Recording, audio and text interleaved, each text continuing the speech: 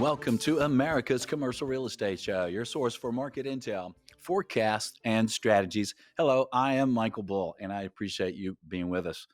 This show is brought to you today by Bull Realty Self Storage Group. If you like to buy or sell self storage properties in the Southeast U.S., give us a call. You can contact me directly. My email is an easy one. It's Michael at bullrealty.com. And that's what we're going to talk about today is self storage.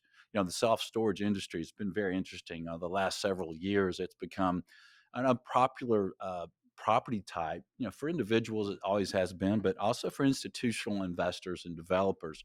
And the market did really well. I think during COVID, it was a survivor. It did well. But what's going on? It seems like rates and occupancy and demand was really strong. But how are interest rates impacting it? How is inflation impacting self storage? What's it doing to new supply and demand? Let's find out.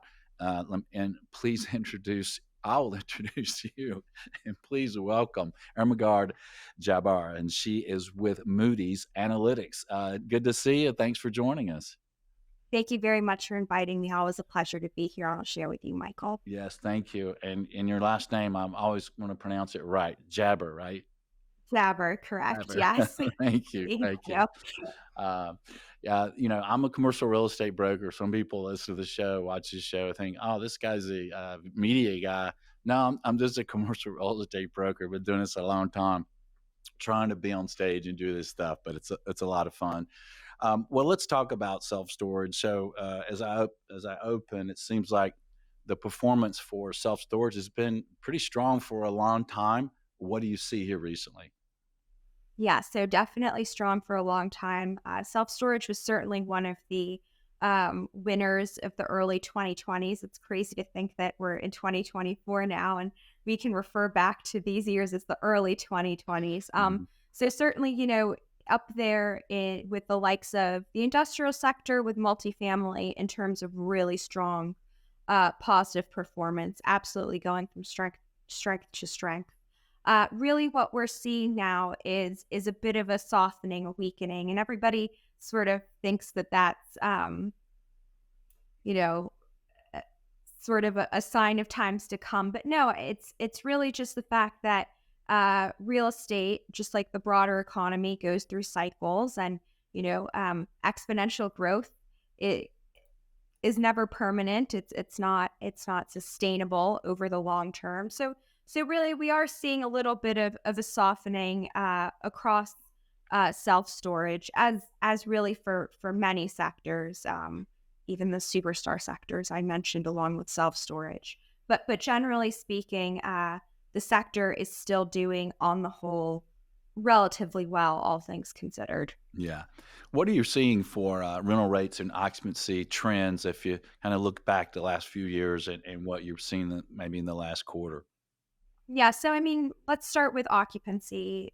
Vacancy rates have ticked up a little bit in the first quarter of this year, which is to be expected because if we think about the cyclicality that self storage invites and involves, really what we do see is that historically speaking, of course, not 2021, 22, even 23, which was a bit wacky in the opposite direction, but historically speaking, self storage really does have tremendous seasonality where a first quarter and a fourth quarter tend to be relatively weaker. We see generally, demand slow down, a lot of shedding of units, and demand really picks up in the second and third quarters of any given year.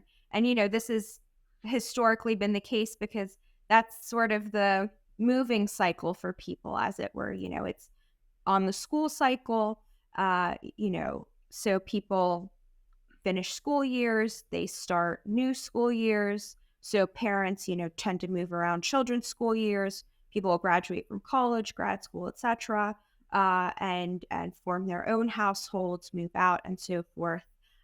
So it really is normal, and just generally in general, people like to move during warmer months rather than Mhm. colder months. So that really encompasses the second and third quarters of the year. So from that front, we are seeing actually a relatively um, steady return to cyclicality with that uptick in vacancy in the first quarter of 2024. So in the first quarter, the vacancy rate for self storage at the national level stands at 13%. But if we really look out to the future, uh, what we will see is that in 2024, we expect that the vacancy will drop down right to about 12.7% by year end, which will be exactly the year end figure from 2023. So, really, not that much movement over this 2 year period, but really, once we get into 2025, 2026, we do expect the vacancy rate to start to tick down quite a bit, back into the low 12s, high 11s, because right now at the moment, what we are seeing, at least from the occupancy front, is that self storage has given back quite a bit of the gains that they made during, the pandemic era boom. But nonetheless, still doing relatively well. And really, I would say much more of a recalibration than anything else. And if we think about rental rates, there was a bit of a flight to quality for a little bit. Office had flight to quality.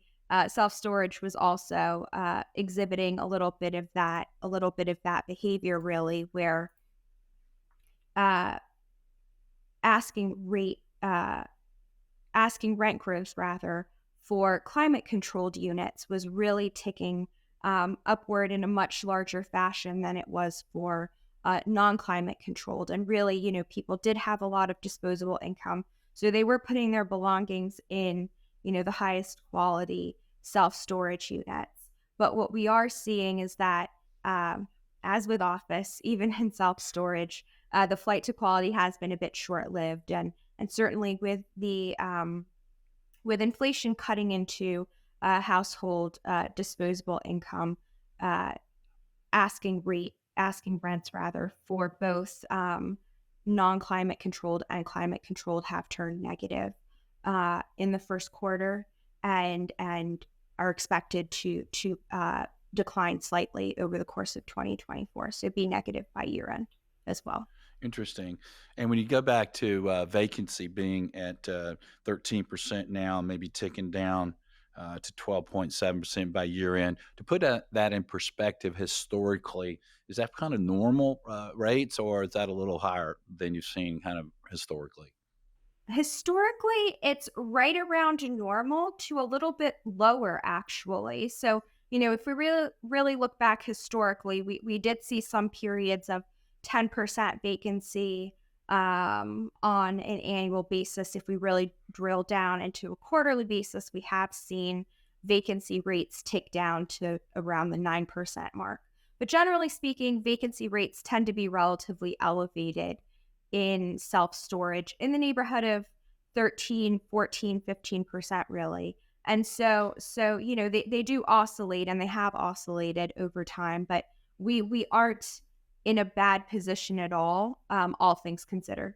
As I said, there has been a bit of a give back in terms of the gains made during the pandemic, where, vacancy rates did firmly tick down to about 10 to 11%. But on the whole, not in bad shape, and not out of the ordinary either. The rental rate trends that you're seeing that have declined, rents declined a little bit. You mentioned, put that in perspective for viewers and listeners. How big of a drop is that?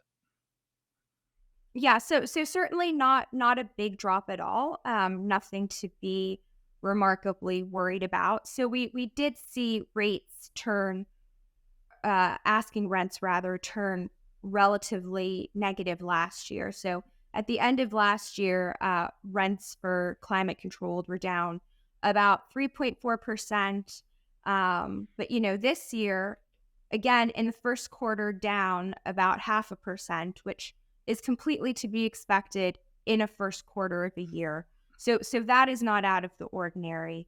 And then for the year, for climate control, we are seeing an expected rent decline in asking rents. And I should mention these are for 10 by 10 units, which are, considered to be the most popular unit size.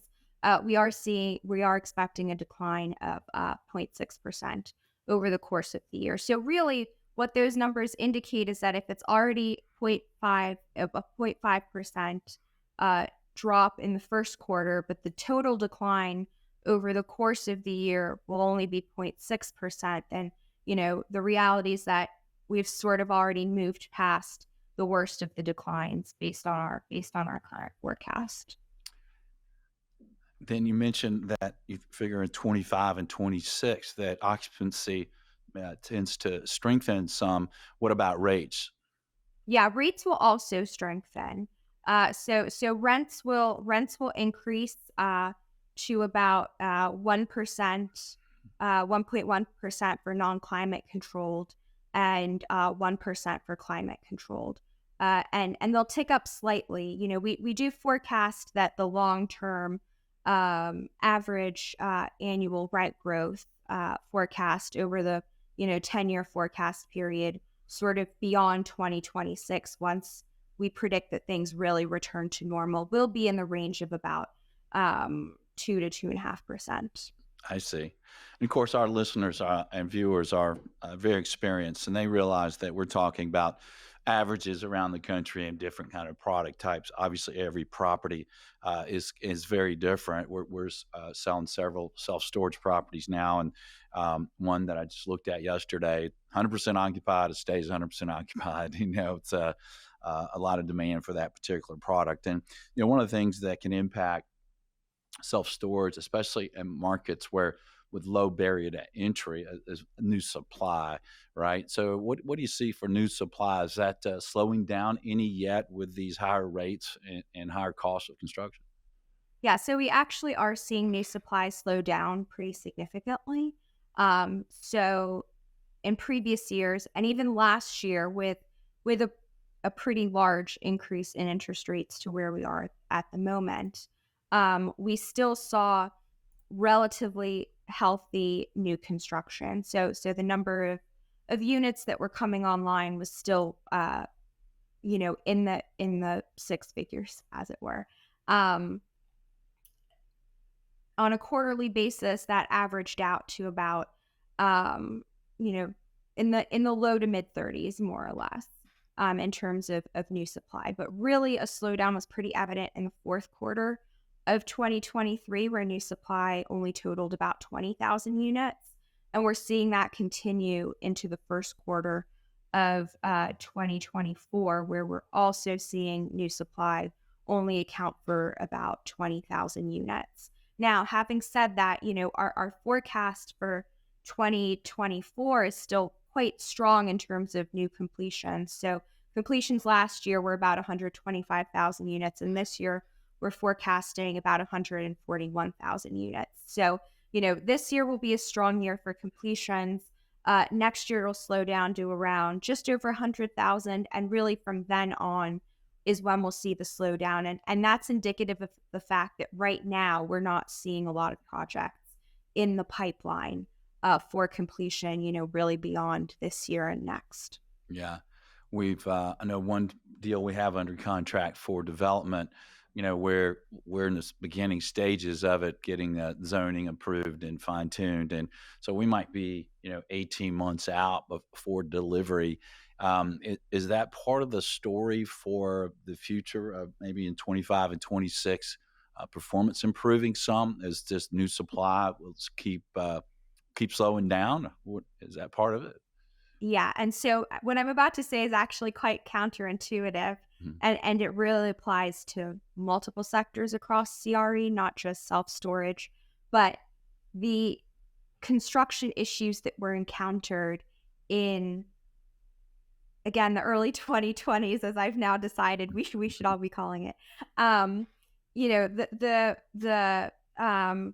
the issues that were encountered around labor shortages, raw materials shortages, increasing land costs, higher interest rates. Well, sort of we're at normal interest rates, but higher interest rates than we were for a very long time.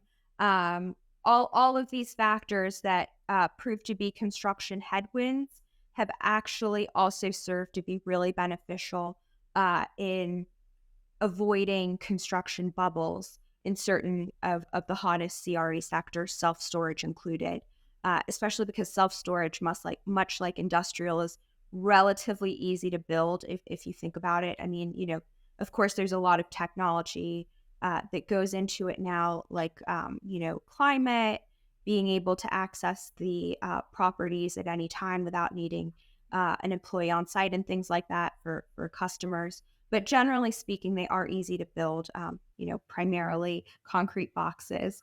Um, so the ease of which the ease of which constructing these properties allows for more supply has been dampened by all of the headwinds that I mentioned earlier, which again, counterintuitive, but it really has been a positive thing to avoid oversupply in reality. And therefore, when demand eventually slows, and in this case, it has slowed in self storage, that's really turned out to be a positive. And so the sort of decline in new supply really has prevented performance metrics from falling too much in the face of also softening demand. Yeah. I've always thought that the cap rates that these self storage properties command was always thought it was fairly low in my opinion, and it's still seems pretty low. We're still getting some pretty low cap rates for these properties. So, do you see just continued investor demand in this space moving forward?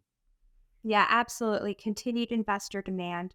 Cap rates do remain comparatively low, which does tend to be the case for the sectors that in the past few years have also commanded extremely competitive cap rates. Uh, Self storage has also sort of fallen into that industrial multifamily bucket where investors were very, very bullish on the sector, and rightfully so during that time period. And therefore, cap rates were inked with very little risk premiums attached. And that's fine when times are good and interest rates are low.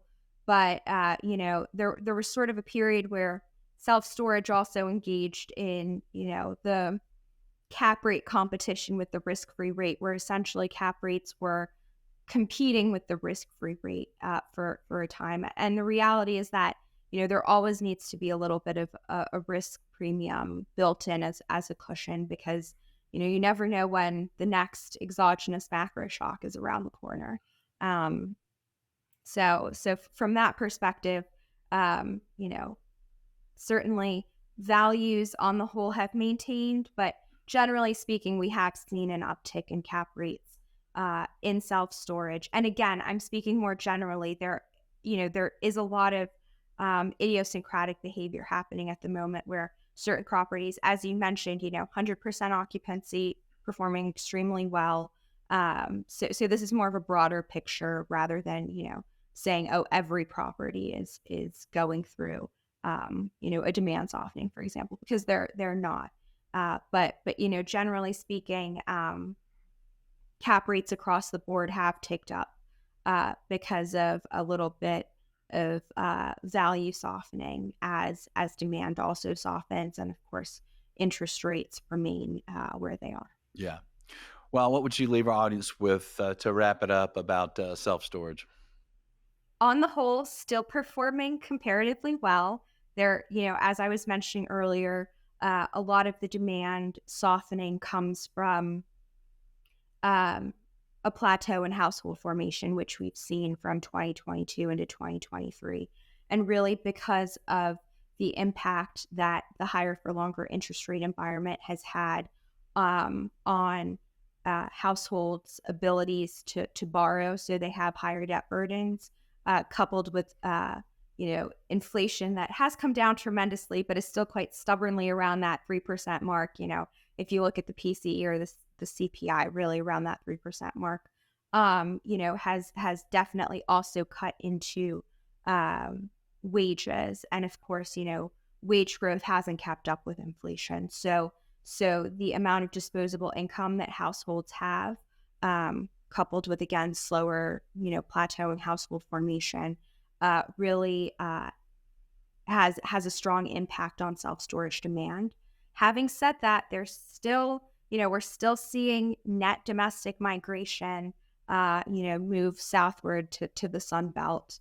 And we are seeing an uptick in foreign immigration, although that has a little bit of less of an impact on self-storage, just based on behaviors around storing goods and, that one doesn't need anymore, because presumably a lot of what people do have in self-storage units, they perhaps aren't actively using, but still do want to keep. So, just a general softening, but on the whole, self-storage is still a healthy sector, all things considered. Yeah, I agree. It is a great sector, and thank you for sharing all the information with us. We appreciate it. Thank you very much All for right. inviting me. And if you like more information on performance in this area, reach out to Moody's Analytics. We'll put a link on our website. And if you'd like to know about properties available for sale, or if you'd like to consider selling a self-storage property, reach out to me. I am Michael at bullrealty.com. And thank you for joining us. Please share the show. Please connect with us. And until next week, be sure that you always lead, learn, and laugh, and join us for America's Commercial Real Estate Show.